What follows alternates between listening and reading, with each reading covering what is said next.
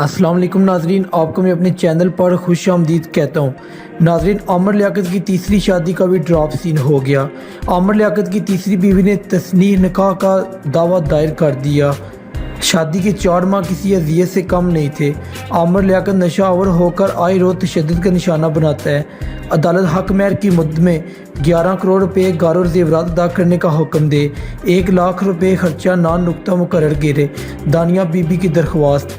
कौमी असम्बली में रुकन असम्बली और PTI के मुनहरफ रहनुमा आमिर लियाकत की तीसरी बीवी ने तनसीह निकाह का दावा दायर कर दिया।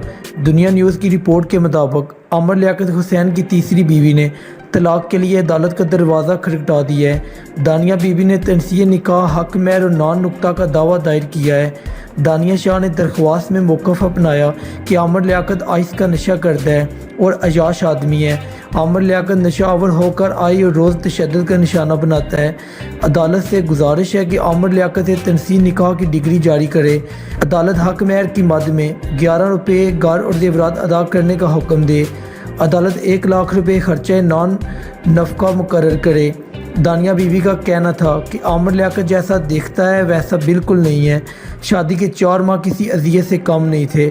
नशा करके आए रोज़ तशद्दुद करता था, छोटे से कमरे में रखता था। आमिर लियाकत मुझे और मेरे वालिदैन को संगीन नताइज की धमकियाँ दे रहा है। वज़ीर आला पंजाब हमजा शहबाज हमें तोहफ़्फ़ दें। अदालत ने आमिर लियाकत को 7 जून के लिए नोटिस भी जारी कर दिए हैं। तो नाज़रीन, आप इस पर अपनी क्या राय रखते हैं? अपनी कीमती राय का इज़हार हमें कमेंट बॉक्स में ज़रूर दें। वीडियो अच्छी लगी है तो लाइक और शेयर करें। चैनल पर नहीं हो तो सब्सक्राइब करना मत भूलिए। मिलते हैं अगली वीडियो में, तब तक के लिए अल्लाह हाफिज़।